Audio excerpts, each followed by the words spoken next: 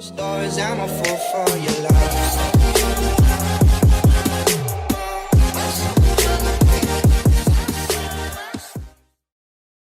Good morning and welcome back to my channel.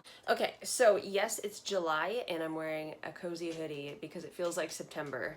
So me and my coffee are here to talk to you today, and I wanted to chat about why I became a nutrition coach.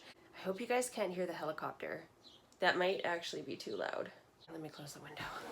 Fresh air is nice, but that helicopter is very loud sometimes. If you guys ever wonder why Okanagan cherries are that expensive, I'm pretty sure that's why. They use helicopters to spray off the cherry trees so they don't split after it rains, and it's been raining a lot lately, so. I believe that when you're taking advice from anybody or following somebody and getting influenced by them, that it's really important, no matter who they are, to know their backstory and the reason why they're pursuing what they pursue in the first place. I became a nutrition coach a year and a half ago. I'm certified through Precision Nutrition. I started with level 1 and I went straight into level 2 as soon as the opportunity arose, which was, I think I had like 2 months in between. I knew what I wanted and I just went full bore into the process.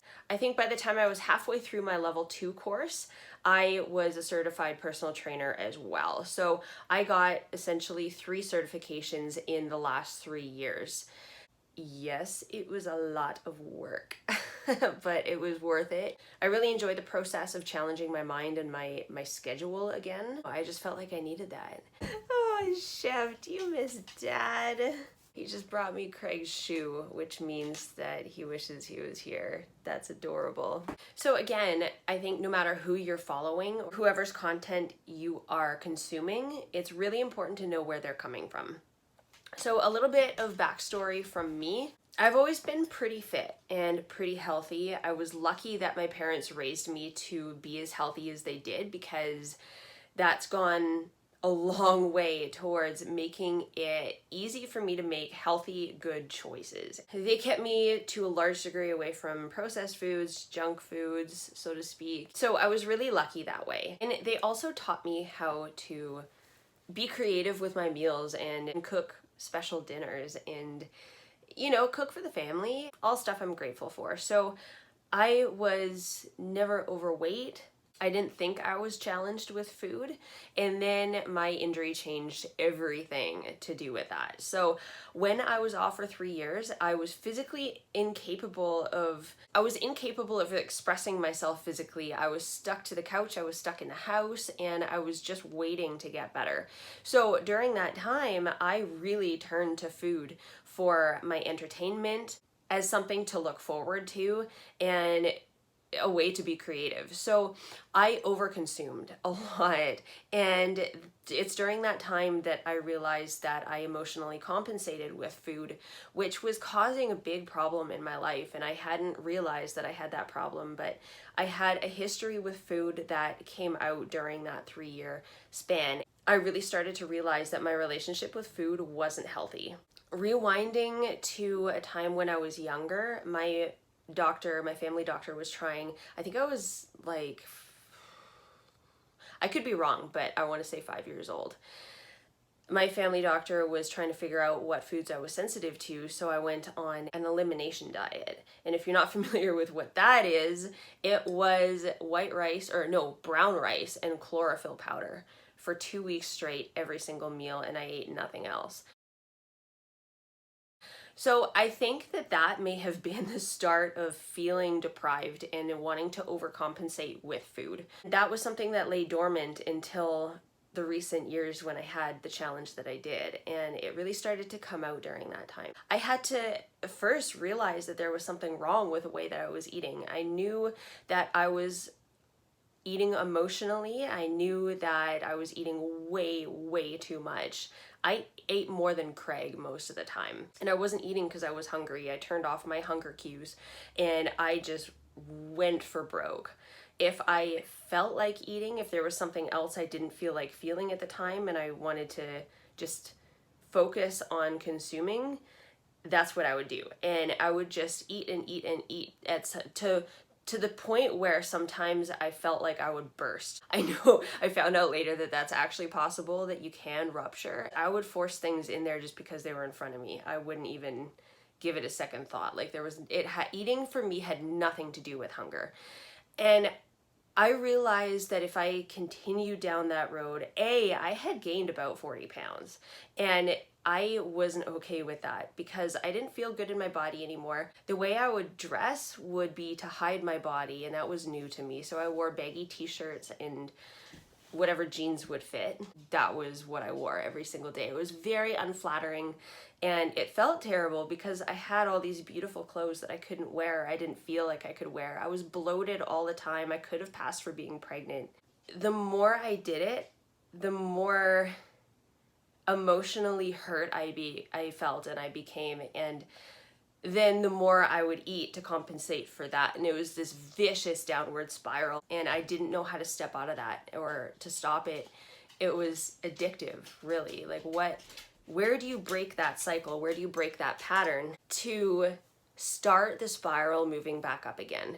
So I sat there after a long time of like months and months of denying the fact that I needed to change something in my lifestyle or I wasn't going to get better. When you don't eat to fuel your body and nurture your body, and when you don't eat with love, that's going to manifest in unhealthy patterns. It's going to come out in your body. It's going to stress your body more than anything. So it finally got to the point where I just didn't want I didn't want to stress my body that way anymore. I wanted to feel better. I wanted to turn that pattern around. I wanted to lose the weight, and that was the first time in my life I'd had to say that, because I was always not necessarily happy with my body before, but I had never had reason to question it like I did then. So I slowly stopped denying what I needed to do, and I sat there one day and I looked around and I'm like, well, what's going to help me get better? Learning how to get better. I needed that so bad because I didn't know how to pull myself out of that. I knew which foods were more healthy and I knew which foods were less healthy. I knew what to stick to.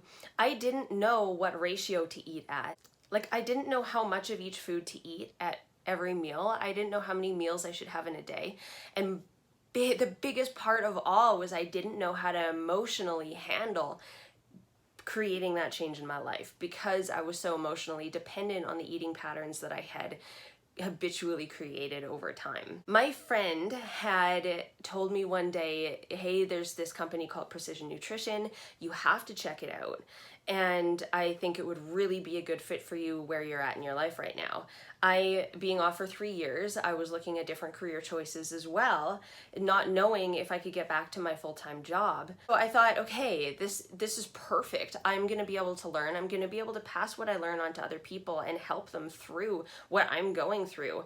And that was so empowering for me that I signed up as soon as I possibly could. I bought the level 1 course and I started to coach clients before that course even ended. I haven't really looked back. I have lost over 30 pounds. I don't know exactly how much weight because I never did a body scan. I've gained a ton of muscle since then too. So let's say like between 30 and 40 would be my guess. It has created a confidence in my body that I've never had before. Going back to elementary school even, my closest friends would ridicule me and make fun of me for having a bigger butt. And like genetically, that is just what I was given, and I hated it. And I was never ever okay in a bikini before. If I wore a bikini top, which I was okay doing, it would always have to be board shorts on the bottom. The bigger and baggier, the better, to hide that. And I think what's really funny now is that it's so popular. Girls are trying so hard to get that, and I'm like, oh God, make it go away. My point is that through this process, through me coaching myself, through my own learning, I have managed to turn around my own body image and my own insecurities and self-imposed limitations. I'm really excited for that. I've never been this comfortable in my body before, and it feels really, really good, both emotionally and physically, because it's moving way better. Now he's carrying his food in from the kitchen to eat here. You're funny, buddy. Dog life. What surprised me throughout the process was how little, I was drawn to the bodybuilding and physique type of coaching. My coaching is different. I don't get you to count calories. I don't get you to count macros. Like, we are not weighing and balancing and all that other stuff that so many people are doing now. Throughout the process of learning how to be a nutrition coach, I also learned how to be a life coach. And I am so drawn to the emotional side of things. Guys, it's about so much more than food. It is like every decision that we make in the kitchen, there's something in our history, in our past, that's ingrained in us that is guiding us to make these decisions. And if it's a decision that's aligned with your goals, great. But if it's not, then you're going to feel resistance when you try and move through that. And it's emotionally based. If you can dig a little and find out where that is coming from and heal it or fix it, and it just change your perspective on it a little bit, sometimes that's all it takes to move forward. Like, I'm so passionate about that. I'm so passionate about having somebody come to me and saying, I think this is impossible, but this is what I want in my life. And moving them past that impossible and making them realize that so much more is possible than they ever thought. The biggest compliment that I ever received from somebody is, with the information that you gave me, I feel like I have been taken out of a wheelchair and given legs. And that brought me to tears. That compliment has guided my life to a large degree. That's what I want.